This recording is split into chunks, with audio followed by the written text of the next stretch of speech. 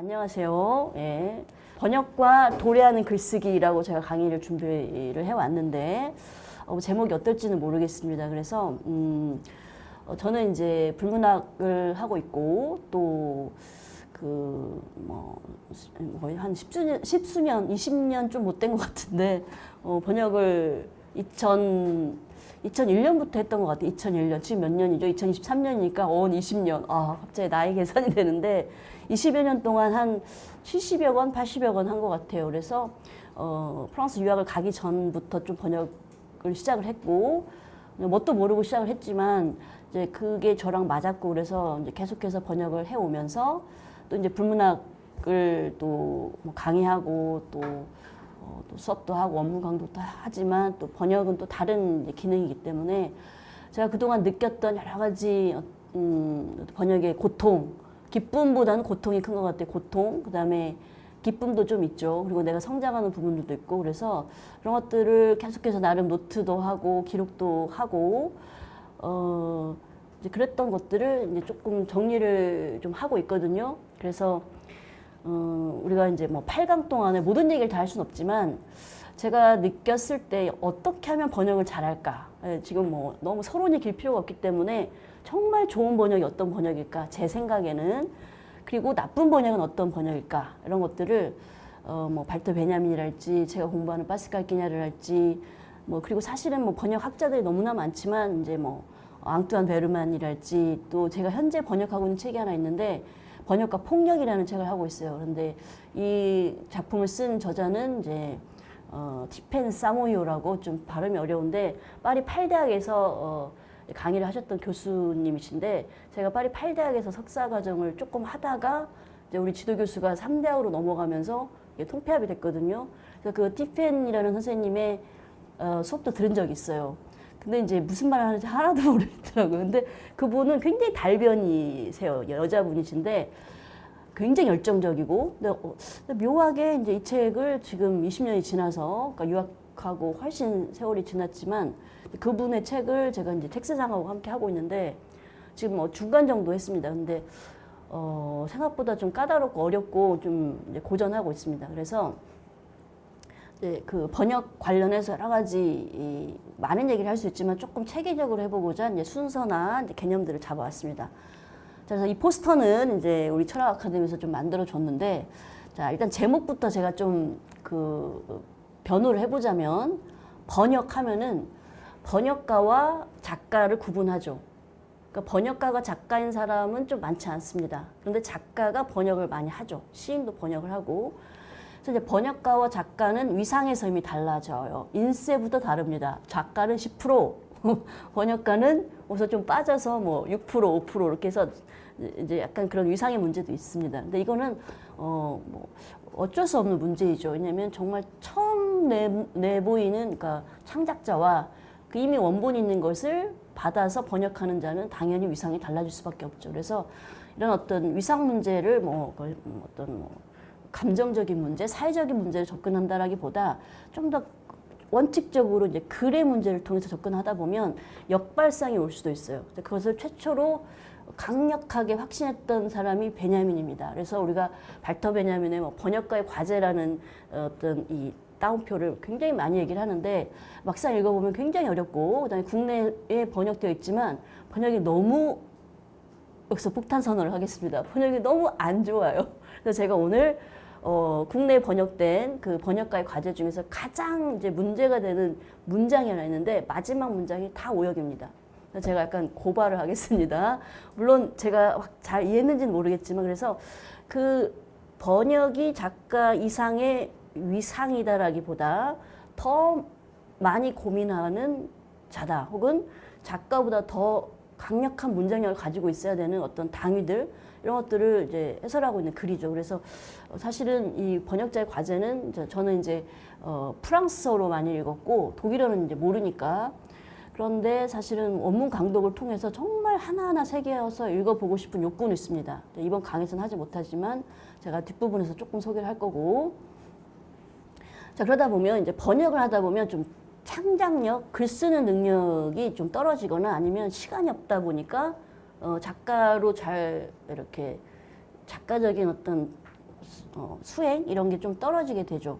그럼에도 불구하고 저는 이제 무엇을 주장하고 싶느냐 번역을 하다 보면 정말 언어와 드잡이 싸웁니다. 어떻게 보면 언어 속에서 너무너무나 고통스럽기 때문에 단어, 문법, 문형 뭐 이런 모든 문제들을 고민하게 되다 보면 사실은 글쓰기의 어떤 비밀 이런 것들을 이제 알게 되는데 그래서 결국은 글쓰기가 도래하게 될 것이다. 글쓰기가 아직 오진 않았어요. 이 개념은 제가 이제 모리스 블랑시에서 가져왔는데 제가 중간에 가끔 이제 나갑니다. 이렇게 나가다가 약간 전기가 올 수도 있어요.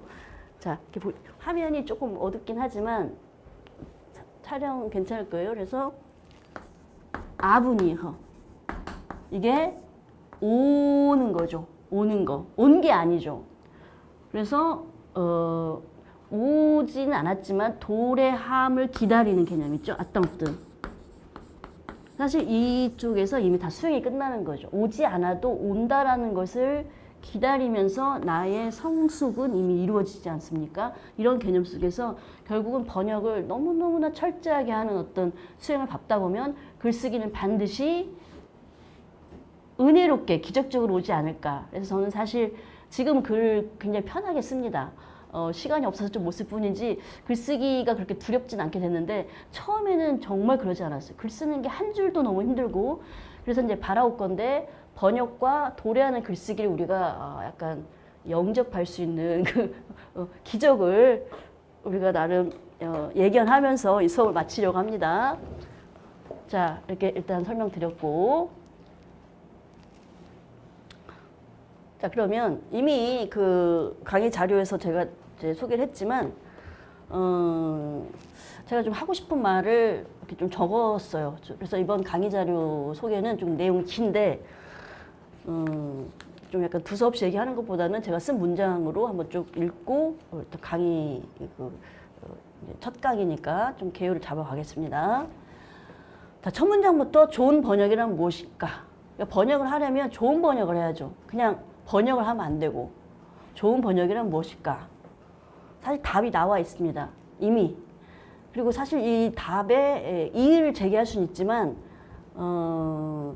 좀 지금 전반적으로는 이것에서 더 나가고 있지 못하는 것 같아요. 이미 번역이라는 건 정답은 없지만 나름 좋은 번역은 결국 작가가 글을 쓰는 행위와는 분명히 다른 어떤 그 영역이 있거든요. 이제 그 부분을 우리가 좀 집중적으로 이해하고 그것을 좀 확신하는 이런 시간이 됐으면 좋겠는데 작가가 원문에서 구현하려 한 어떤 세계 전체를 충실히 그러나 때로는 전혀 다른 차원으로 창조적으로 파괴하듯 옮기는 일일 수 있다. 뭐 제 문장이라기보다는 계속해서 번역 담론에서 떠다니는 키워드를 다 가지고 와서 조합을 했습니다.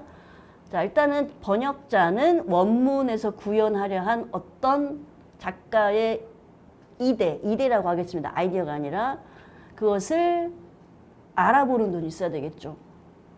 그래서 그것을 구현을 해야 되는 거죠. 그런데 구현을 똑같이 일단은 하게 된다라는 이제 강박이 있지만 결국 똑같을 수는 없는 거죠. 이미 언어가 다르죠. 영어에서 한국어로 오고 불어에서 한국어로 오는 문제이기 때문에 정말 냉정하게 말하면 유사성이나 모방성은 상상조차 할 수 없는 겁니다. 우리가 그냥 피상적으로는 이제 비슷하게 한다고 생각하지만 정말 그 안으로 들어가면 이거는 전혀 다른 문제인데 그래서 전혀 다르게 번역을 전혀 다르게 막 의역을 하고 편역을 한다 그 뜻이 아니라 다른 차원으로 차원이 달라지는 거죠. 2차원이면 3차원으로 뭐 이런 느낌으로 자 그것을 다르게 말하면 파괴가 될 수밖에 없습니다. 문형도 다르죠. 그 다음에 언어적 그 어떤 문화 공간도 다르죠. 이해하는 방식도 다르죠. 그래서 하나의 뭐 카프카라는 어떤 원문이 뭐 전 세계 뭐 16개국, 28개국으로 번역됐다라면 러시아는 러시아대로, 뭐 프랑스는 프랑스대로, 일본은 일본대로, 중국은 중국대로 다 뭔가 이제 다르게 약간 수용이 되죠. 자, 이건 우리가 다 아는 얘기인데 그러나 여기서부터 이제 시작을 해야 되는 거는 있습니다. 자, 일단 여기는 다 이해하셨을 거고. 자, 그래서 제가 좀 건너뛰어버리고 싶은 것이 뭐냐. 결국은 수많은 이론과 담론이 넘쳐나죠. 사실은 프랑스에서는 번역학이 이미 굉장히 옛날부터 80년대, 90년대 완전 피크였습니다. 그런데 한국에서는 제가 그러니까 90년대 대학을 다닐 때는 번역학이라는 건 있지도 않았습니다. 국내에. 근데 최근에 이제 번역학, 뭐 번역학회도 많이 있는데 사실은 저도 이제 번역학회 논문을 조금 쓰기도 했고, 그다음에 이제 제가 그 일하고 있는 학교에서는 이제 뭔가 이제 번역에 집중을 해가지고 그런 과목도 많이 개설을 했는데 그냥 이론은 이론일 뿐이죠. 담론일 뿐이고. 그렇지만 이론도 중요하죠. 담론도 중요한데 중요한 거는 번역은 결국은 번역가가 해낸 실질적 수행물로 평가될 것이다. 이거밖에 없는 거죠. 그래서 제가 이제 강의하면서 학생들을 만났을 때 약간 이제 배우고 익히다 보면 번역가가 되기 위해서 이제 입문을 하고 싶지 않습니까? 그러면 어떻게 해야 됩니까? 이력서를 내야 되나요? 아니면 투고를 해야 되나요? 뭐 여러 가지 질문을 하고 아니면 선생님 좀 소개 좀 시켜주세요. 이렇게 되는데 다 필요 없습니다. 결국은 그 사람이 어디 교수냐, 어디 학교 학생이냐 이런 걸로 평가받는 게 아니라 그냥 이 번역 문장이 들이밀어줘야 되는 거죠. 그래서 이걸 보면 이제 그 문장과 글의 어떤 뭐 여러 가지 매력 이런 걸 통해서 이제 아마 출판사는 판단할 겁니다. 출판사 와 계시지만 그래서 아무래도 이제 검증된 소위 번역가들을 많이 섭외하게 되다 보니까 뭐 출판 시장에서는 번역가 약간은 이제 그 많이 하는 사람은 많이 하고 또 기회를 못 찾는 사람은 못 찾고 하는 여러 가지 이제 불공정 여러 시스템도 있다라고 얘기를 많이 들었는데 자 그래서 이제 실질적인 수익물이다라는 걸 강조를 하려고 제가 이렇게 가져왔고 그러니까 이제 그 수익물을 어떻게 내가 내놓을 것인가가 사실 이제 우리에게 당면한 이제 목표죠. 자, 그 다음에 이제, 그럼 좀 더 이제 이론적으로 말하지 않고 사실은 언어를 다루는 거기 때문에 그냥 바로 들어가겠습니다. 번역은 우선 단어와 문법부터 문제가 된다. 자, 제가 이제 강의를 이렇게 짠 이유가 뭐 단어를 번역하라, 문법을 번역하라, 문형을 번역하라 이렇게 이제 짜왔는데 굉장히 구체적이죠. 그래서 사람들이, 제가 좀 반응을 보니까 처음에는 뭐 당연한 얘기 아니야? 이렇게, 예? 뭐 수학의 정석처럼 성문 종합영어처럼 당연한 것 같은데 번역에서는 이렇게 구체적으로 얘기를 하지 않아요. 그냥 문장을 번역하는 게 급급하죠. 근데 제가 해보니까 단어부터 확 그 모이 쪼아 먹듯이 새가 모이를 쪼아 먹듯이 먹을 줄 알아야지 단어부터 이제 흐트러지기 시작하면 번역을 망칩니다. 그래서 저한테는 단어가 가장 중요합니다. 단어 하나. 그래서 그 하나하나 느끼는 거 이런 얘기를 이제 첫 번째로 할 거고 그다음 문법은 우리가 이제 외국어를 배우면 문법을 하죠. 그런데 이제 어느 정도 이제 심화가 되면 문법은 처음에는 그 언어를 익히는 기능이지만 이제 문학으로 넘어가면 이거는 미학이 되죠. 철학이 되고 심리가 되기 때문에 결국은 문법을 정확하게 아는 것. 그래서 막상 해보면 문법이 약한 번역자들이 상당히 많아요. 그래서 오역은 어디서 생기느냐? 문법의 오류. 저도 초기에는 문법에서 좀 해결하지 못한 부분들이 많았는데 예를 들면 접속법, 불어에서 접속법이 뭘까? 그냥 외우기만 했는데 한 번도 이렇게 접속법은 번역 못해 이렇게 했는데 지금은 하려고 굉장히 노력을 합니다. 뭐란 걸 알지? 이제 그 다음에 시제 문제. 프랑스어는 시제가 심각합니다. 제가 알기로는 아마코네상스, 제가 아는 한도 내에서는 프랑스의 시제가 가장 복잡하고 가장 아름다운 것 같습니다. 그래서 저는 프랑스 시제를 너무너무나 사랑하고 그냥 막 느끼느라 정신이 없는데 그런 얘기도 할 거고 그 다음에 이제 문형. 문형이 심각합니다. 문형은 작가의 스타일이 나오는 거예요. 우리가 말을 할 때도 제가 강의를 하지만 저도 말하는 스타일이 좀 이렇게 많이 들어보면 굉장히 열정적인데 좀 정신이 없습니다. 말을 빨리 하는 스타일이고 그 다음에 뭐 약간의 그 좀 차분하게 논리적으로 하기보다는 뭔가 막 폭포수가 떨어지듯이 하기도 하는데 좀 발열적이기도 하고 그런 것들이 하나의 문형으로 만들어지죠. 그래서 사실은 뭐 제가 지금 첫 시간이라서 좀 자유롭게 얘기를 하는데 저는 이제 지금은 번역을 할 때 그리고 학생들한테 가르칠 때도 명사의 수를 세게 합니다. 그리고 형용사, 동사. 그러면 작가들마다 어떤 한 문단에서 명사가 막 20개 나오잖아요. 그러면 이거는 개념 문제다. 그러니까 철학적인 책은 명사가 막 나옵니다. 그런데 소설은 명사가 많이 나오지 않아요. 생각보다. 형용사하고 동사가 발달해 있고 그러면 이제 나는 번역자가 그냥 문장의 의미를 번역하는 걸 급급할 게 아니라 사실은 명사가 무엇이고 형용사가 무엇이고 동사가 무엇이고 접속사 관계사는 무엇인지를 알아야 되는 거죠. 이것을 저는 이제 회화적으로 제가 강의를 할 겁니다. 점, 선, 면으로. 그래서 물론 이제 우리말 구성상 형용사를 형용사로 번역하지 못할 때는 거의 없습니다. 저는 반드시 형용사를 하는데 문제는 형용사가 열거되어 있을 때 그 뭐뭐한, 예쁜, 총명한, 니은, 우리말 같은 경우는 여기에서 변화를 줘야 됩니다. 그런데 프랑스어는 끄떡없어요. 그냥 인텔리정 이래도 그냥 단단합니다. 근데 우리말은 그대로 했다가는 못 읽습니다. 이런 문제들이 다 이제 연결이 될 겁니다. 그래서 외국어 문형을 해체하여 우리말로 재조합하는 내공의 실력이 오고 된다. 그래서 저는 사실은 문형 연습이 가장 중요하다고 생각하고 거꾸로 한국 사람이 프랑스어를 배울 때도 문형 연습만 하면 됩니다. 그래서 지금 사실 제가 학생들과 강의할 때도 문형을 다 이렇게 분석하게 해서 어저께만 하더라도 이제 플로벨의 문형하고 프루스트의 문형이 달라요. 그래서 이 정도는 글을 써라 이러면서 문형을 분석하면 자기도 그렇게 쓸 수가 있게 되거든요. 그래서 이런 거를 이제 뒷부분에서 좀 많이 얘기를 하겠습니다. 그래서 원 작가의 호흡법과 문체를 번역자의 그것으로 무분별하게 변모시키는 일 또한 왕왕 일어난다. 자, 그대로 오면 좋겠는데 문제는 책마다 다릅니다. 그러니까 저는 판단을 해요. 어떤 텍스트는 그대로 오는 게 많아요. 대부분은. 그런데 최근에 제가 번역했던 모리스 블랑쇼는 명사구의 나열입니다. 명사가 5개가 나열이 돼요. 들을 다 껴가지고. 그러니까 무슨 얘기냐? 명사들의 조합인데 이거를 그대로 품사를 유지하다가는 어렵죠. 그러면 몇 개는 깨트려야 됩니다. 2개 정도는. 근데 깨는 것도 순서가 있어요. 중요한 거는 깨면 안 되죠. 근데 이제 모르면 중요한 거는 다 깨버리고 빼먹고 하나도 안 중요한 거 딱 이렇게 명사로 하면 안 되겠죠. 그래서 이제 깨트릴 수밖에 없는데 이렇게 깨트려야만 하는 것에 난제가 생겼을 때 정말 힘듭니다. 그래서 제가 번역가의 난제를 얘기할 때 그때 좀 더 자세히 얘기를 하겠습니다.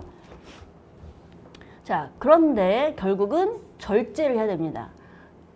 변모시키기보다는 충실하게 번역하는 것이 일단 저는 원칙이라고 생각합니다. 저도 처음에는 번역을 할 때 의역을 많이 했어요. 의역은 실력이 없을 때 의역이 일어납니다. 저는 그냥 제 생각 얘기를 하겠습니다. 의역이라는 것은 때에 따라서는 할 수도 있지만 지금은 사실은 직역론이 대세입니다. 왜냐하면 직역론이라는 것은 번역 툴을 양산한다는 게 아니라 원 작가가 구현하려고 한 어떤 형상성을 그대로 내가 호흡으로 옮기는 겁니다. 그러면 최대한 변모시키지 않는 게 좋죠. 저는 시에서는 특히 예를 들어서 제가 최근에 어떤 이제 그 랭보의 랭보죠. 랭보의 이제 어떤 지옥에서 보낸 한철이랄지 뭐 일루미나시옹 이런 그 번역문을 좀 읽은 적이 있는데 만일에 행보가 해안가에 널브러져 있는 병 하나를 묘사하고 있습니다. 그런데 그 병은 명사고 그 옆에 붙어 있는 것들은 형용사인데 예를 들면 번역어가 이 병을 형용사로 번역을 한 경우가 있습니다. 그러니까 병 같다 이런 식으로. 근데 저는 그럴 때 이제 약간 놀랍니다. 사실은 너무나 선연한 장면이죠. 이제 이런 것들. 그래서 물론 이제 할 수밖에 없는 선택은 번역자가 하지만 사실은 굉장히 자의적으로 그냥 우발적으로 많이 하게 되는데 나는 원칙과 어떤 변칙 이런 것들을 좀 구분할 필요가 있는데 이런 거는 이제 제가 예시를 통해서 같이 얘기를 해보기로 합니다. 자, 그런데 결국은 변모를 시키거나 절제를 하는 것 둘 다 죄를 저지르는 일일 수 있습니다. 저는 번역은 죄인이다. 그래서 수많은 죄과를 저지릅니다. 그래서 이제 거의 다 감옥행인데 번역자의 작업은 왜곡시키는 거기 때문에 죄를 저지르는 일이다. 그래서 어떻게 죄과를 그냥 내가 당당히 치르면서 감내할 것인가. 자, 사실 여기서는 희열이 옵니다. 그냥 죄를 저지를 때 얼마나 희열이 옵니까? 모범적으로 사는 것보다. 자, 이런 얘기도 좀 하고 싶고. 자, 갑자기 번역이 굉장히 매력적인 일이 되는 것 같네요. 이렇게 말하고 나니까. 자, 그다음에 번역자의 실력은 단어나 언어가 함의하고 비유하는 말을 얼마나 이해하느냐에 따라 좌우될 때가 많다. 자, 좀 전반부에서는 제가 이런 단어, 문법, 문형 뭐 이런 얘기를 한다면 이제 후반부에서는 조금 이제 복잡한 문제. 그래서 특히 문학이나 이제 철학 이런 것들은 단어는 그냥 기표일 뿐 기의가 있죠. 기의가 하나가 아니라 지평선 넘어 알 수 없는 세계처럼 막 퍼집니다. 그 언어 뒤에 있는 그 아우라나 실루엣을 내가 보는 문제입니다. 사실은 그게 보이지 않으면 스크린만 번역하죠. 스크린 너머를 번역해야 되는데 이거가 이제 실력을 좌우합니다. 그래서 이것도 굉장히 중요하고 이제 이런 부분을 뒤에서 좀 얘기를 하겠습니다. 네, 순서예요. 강의 순서. 자, 그래서 이것은 보이지 않는 것까지 보는 차원이다. 갑자기 약간 염력이 작용할 것 같은. 그래서 뭐 시인은 견자다, 투시자다 이렇게 하는 말이 그냥 멋있는 말이 아니라 정말 봐야 되는 거죠. 꿰뚫어 봐야 되는데 언어를 보면서 언어를 보는 게 아니라 언어 너머에 있는 것을 봐야 되겠죠. 사실은 번역자가 일종의 영매라면 그러니까 옮겨주는 자죠. 영매라는 것은 죽은 자와 산 자를 이어주는 이러다가 이제 무당 되겠습니다. 작두를 타겠는데 그런 거라면 반드시 해야 하는 일이고 즉 독자에게 그러니까 살아있는 자에게 저승의 것을 옮겨주는 자여야 되죠. 그러니까 해야 하는 일이고 이것을 해낼 때 희열이 오죠. 자, 그래서 이제 이런 부분. 자, 그러면 일단은 처음에는 제가 단어를 상징을 번역하라. 단어 뒤에 있는 함이나 비유나 뭐 메타포나 그냥 상징이라고 다 얼어버리겠는데 이렇게도 얘기를 합니다. 그런데 단어로 끝나는 부분이 아니라 결국은 뒤에 너머에 이제 마치 하나의 막처럼 이제 그것을 뭐 기저톤이라고도 하고 여러 가지 뭐 표현이 있는데 뭐 네트워크라고도 합니다. 그물망이라고도 하는데 그것을 옮기는 문제가 됩니다. 글의 구조를 즉 성긴 글인가 촘촘한 글인가 그 다음에 느슨한 글인가 막 그 빽빽한 글인가 이런 것까지 옮겨야죠. 그게 곧 톤이 되고 또 아우라까지 오겠죠. 그래서 이것이 옮겨지는 문제는 상당히 이제 그 고도의 솜씨와 시간이 필요한 것 같아요. 저는 지금은 이제 이 구조나 톤 아우라를 어떻게 하면 잘 옮길까 이 부분이 사실은 도래하는 번역 도래하는 글쓰기를 얘기했지만 우리에게 아직 제가 성공해내지 못했기 때문에 앞으로 추구해야 할 제발 와주길 바라는 도래하는 번역도 있습니다. 그걸 다 못하고 죽을 수도 있고 지금 하기도 하고 못하기도 하겠지만 자, 이런 얘기를 하고 그러면 또 어떻게 이걸 다르게 얘기할 수 있느냐 생기와 온도 그러니까 뭐 언어의 온도라는 책도 있지만 사실은 이제 제가 그 통번역대학원에서 강의하고 이럴 때는 이제 과제물을 내면 다 이제 정확하게 번역을 하죠. 오역 없이 불어를 잘하니까. 그런데 제가 피드백을 할 때 원문은 내가 볼 때 약간 미적지근한 물의 온도가 느껴지는데 당신의 번역문은 너무 차갑다 이러니까 깜짝 놀라더라고요. 그건 너무 자의적인 해석일 수도 있고 주관적일 수도 있는데 그런 게 뭔가 있는 것 같아요. 온도라는 게. 그래서 이런 부분들은 뭐 문학적인 표현일 수도 있지만 나름 검증해낼 수 있는 부분도 사실 있다고 생각합니다. 자, 이런 것을 제가 좀 준비를 했습니다. 번역자는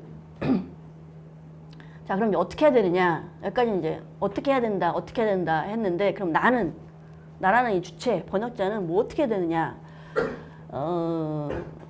저는 이제 이런 개념을 이제 파스칼 끼냐르한테 배웠지만 사실은 굉장히 중요한 것 같고 이게 전부인 것 같습니다. 사냥수가 되어야 된다. 사냥수. 굉장히 포식 동물이 돼야 되죠. 사냥수가 먹잇감을 사냥하듯 언어라는 먹잇감을 먹어야 되는데 먹겠죠, 여러분? 먹고 싶지 않습니까? 이게 되는. 그럼 사냥감은 일단은 대적 관계도 되죠. 그러니까 번역에서 말을 한다라면 텍스트를 이렇게 읽잖아요. 그러면 일단은 대상이 그냥 너무나 덩어리쳐 오죠. 자, 이것도 이제 중간에 설명할 겁니다. 텍스트 어떻게 읽어야 되는지. 이 텍스트를 읽는 방식은 제가 프루스트한테 배웠는데 막스 프루스트한테 제 마음대로만 스승을 정하는데 일단 덩어리째 그냥 와요. 그러면 이제 공포스럽습니다. 그리고 막막하고 그런데 이제 다시 들어가야 됩니다. 다시. 그러면 이제는 마침표 있을 때 쪼개면서 보죠. 그 다음에 또 다시 보고. 그래서 하나의 텍스트를 똑같은 느낌으로 2번, 3번, 4번 읽는 게 아니라 다른 방식으로 3, 4번 읽죠. 그러면 다 뚫립니다. 거의 다 뚫려요. 아무리 어려운 글이어도. 다만 이제 이것을 우리말로 그 구현하는가, 해내는가, 못 해내는가는 좀 다른 문제인데, 적어도 독법, 그러니까 문해력이라고 하죠. 읽는 거에서는 해결이 된다 이겁니다. 그런데 그것이 되지 않은 상태에서 이제 번역하는 경우가 많죠. 그래서 대적이란 말은 뭔가 이제 적수가 돼서 도저히 해결이 안 되는 증오의 대상으로 언어가 옵니다. 사실 이런 일이 많아요. 그래서 저는 좀 우스갯소리로 책을 찢은 적도 많습니다. 책을 막 찢거나 약간 좀 폭력적인데, 지금은 좀 이제 온화해져서 그런 짓은 안 하는데, 이 연필로 이렇게 막 단어를 이렇게 후벼 판 적도 있어요. 자, 그래서 그 정도로 이렇게 되기도 하고, 그 다음에 호적 관계는 그렇게 하다 보면 어느 순간 이 나의 이 사냥감이 나에게 확 고개를 숙입니다. 그래서 호적 관계가 되기도 해요. 그러면 그때 이제 이 희열이 오는 거죠. 실제 그렇습니다. 그래서 사냥수가 되어야 된다. 언어 대 언어의 각축전을 즐기는 자. 이 각축전이란 말은 제 표현은 아니고 사실은 못다모, 프랑스 표현 중에 못다모 이렇게 되는데, 이런 게 이제 프랑스어의 또 맛인데, 이것은 번역이 안 돼요. 번역이 잘 안 되는데, 우리가 경기를 할 때 뭐 월드컵을 하든 VS를 치죠. 뭐 이번에 프랑스하고 어디는 아르헨티나 이렇게 하잖아요. 약간 이런 개념인데, 아가 있으면 완전히 1대1 결투. 그래서 죽느냐 사느냐 결승전입니다. 그래서 단어와 단어가, 즉 원어와 내 언어가 번역어죠. 거의 이 지경으로 드자비를 해야 되는 이런 상황도 옵니다. 이런 것을 직역이라고 하지 않고, 직역은 다른 표현이 있습니다. 뭘 이때 가리라고 해서 말 그대로 하는 거, 그냥 작고 해설, 작고를 그대로 가져오는 것처럼. 그런데 이거는 좀 다릅니다. 그래서 이런 부분들을 이제 사실은 직역을 능가하는 이제 표현이라서, 저는 이제 뭐 축자역, 그러니까 축은 쫓을 축, 사냥수처럼 글자를 쫓는다, 그런 번역을 좋아합니다. 각축전을 즐기는 자.